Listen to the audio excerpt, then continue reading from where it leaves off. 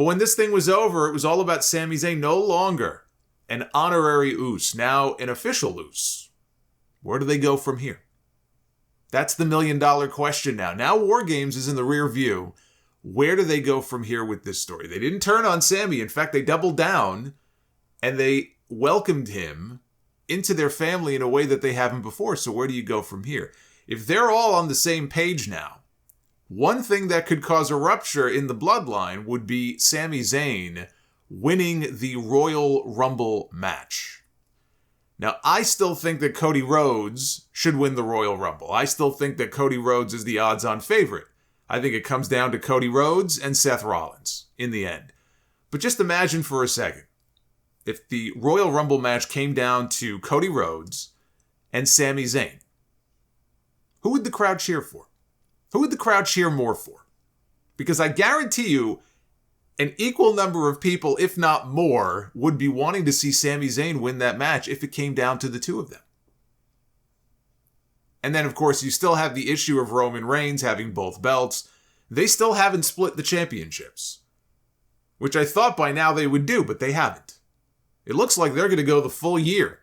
Roman unified them at WrestleMania last year. It looks like they're at least going to go the full year with those titles unified.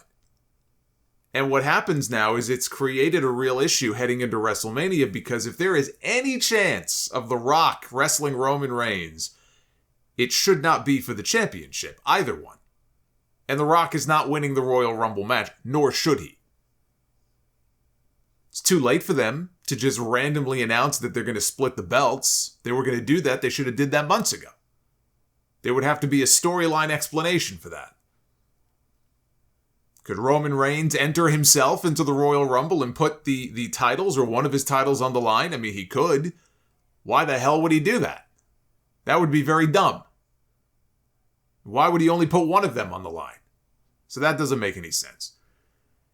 If Sami Zayn were to win the Royal Rumble, we're trying to map this out here. If Sami Zayn is in the Royal Rumble match and wins, to show his loyalty to the bloodline, does he forfeit his title shot at WrestleMania?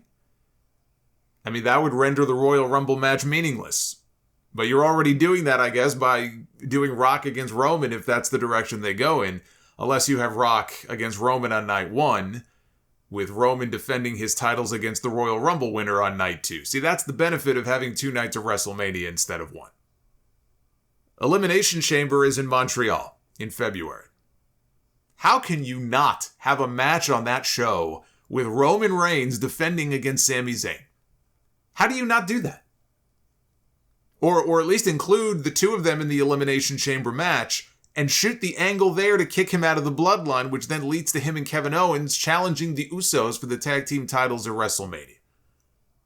I have heard the arguments that Sami Zayn is so over. I saw it on my own timeline last night when that pay-per-view was over. The arguments that Sami Zayn is so over right now, the tag team titles feel beneath him. Sami Zayn should be challenging Roman Reigns, and he should be the one to take those titles from Roman, and they could put the Cody story off for another year. Sami is so great right now, and he is so over with the audience. I would love to see Sami Zayn get his flowers. I would love to see Sami Zayn get his big crowning moment, because he has been the very best part of WWE television now for months. He may not be big and menacing like Brock Lesnar or Bobby Lashley and as believable as them, and he just lost to Johnny Knoxville this year at WrestleMania. So to think that he would be the man after 2.5 years to dethrone Roman Reigns the very next year after what he did at WrestleMania this year, it sounds preposterous. But is it? Is it really? I don't think it is at all.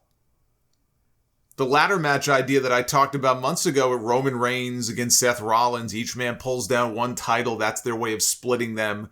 Rollins gets the WWE title, Roman holds on to the Universal title to keep that reign, going, since that was the first championship that he won. That, when they talk about 900 plus days as champion, they're talking about the Universal title. They're not really talking so much about the WWE title. But that ladder match idea would have been perfect as a way to split the titles, and it would have solved a lot of these problems. But they didn't do that, and now they've got to figure out things pretty fast because the Royal Rumble is coming up next. There is no day one. There is no pay-per-view in December. The next pay-per-view is the Royal Rumble. They've got 8 weeks to figure things out. And I don't know what they're going to do as far as the actual Rumble match goes. WrestlingNews.co this morning is reporting that the title match for the Royal Rumble is going to be Roman Reigns defending against Kevin Owens, which would not only be their third title match at a Royal Rumble pay-per-view, 2017, 2021, and now 2023. They had Sheamus penciled in. I guess they had Sheamus penciled in originally, but they're going to go with KO. If they do that, this would be their second ever championship match at a Royal Rumble inside the Alamo Dome, because their first Rumble match in 2017 was in that same building. That was the one where Chris Jericho was suspended above the ring in a shark cage. Kevin Owens won that match. Kevin Owens did not win their last match at the Royal Rumble. This would be match number 3. So it sounds like instead of Sheamus, they're going to go with KO. And it makes sense if you think about it, because Owens last night had Roman Reigns beat. It wasn't Sheamus, it wasn't Drew McIntyre, it was Kevin Owens. He had Roman beat, were it not for Sami Zayn grabbing the referee's hand before it could come down to count that 3 count and prevented KO from winning the match. Owens can play up the fact now on TV, hey, I had Roman beat with the pop-up power bomb and the stunner. If it wasn't for Sami Zayn, I would have won my match for War Games for my team. Roman defends against KO at the Royal Rumble. He defends against Sami Zayn at Elimination Chamber. We get the reunion between Owens and Zayn. KO and Sami, they go on to win the tag team titles at WrestleMania. That is how this should go. I'm sticking to my guns on that. I know it's very tempting. The story of Sami Zayn being the one to take down the Tribal Chief, it would be incredible. If I were booking this, if I were in the Triple H chair, I would be very tempted to go in that direction. But I also have to look at the bigger picture, and I have to look beyond WrestleMania and think to myself, whoever takes those titles from Roman Reigns needs to be set up as the guy. Whoever beats Roman Reigns should not be a short-term champion. Whoever beats Roman Reigns, should not be cashing in a Money in the Bank briefcase after Roman has already wrestled a long match. You can't do that. They need to go over strong, they need to go over decisively, and they need to be set up to be the top guy. Sami Zayn is not going to be set up to be the top guy. It's just not going to happen. I think he and Kevin Owens are being set up to take the tag team titles, which I know they've wanted their entire careers to be tag team champions at least once, in WWE. I'm not talking about with El Generico and Ring of Honor.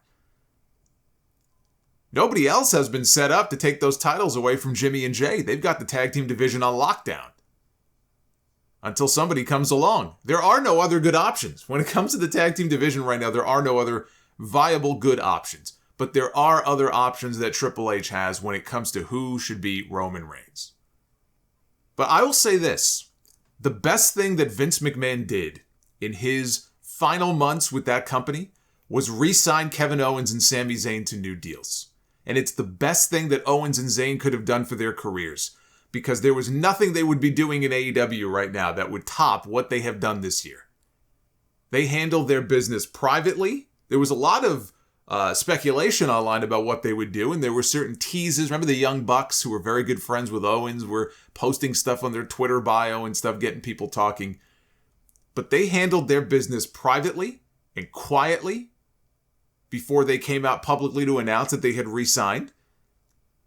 But it was the last great thing that Vince McMahon did because of how valuable they have both been to that company this year alone. Owens got to live his dream and work a WrestleMania main event against Stone Cold Steve Austin. Anything he does after this is just gravy. Winning the tag titles with Sami may actually be the only goal or dream that he has left. But he worked a WrestleMania main event with Stone Cold Steve Austin. And then you look at the Bloodline stuff that Sami has been doing, which has been outstanding.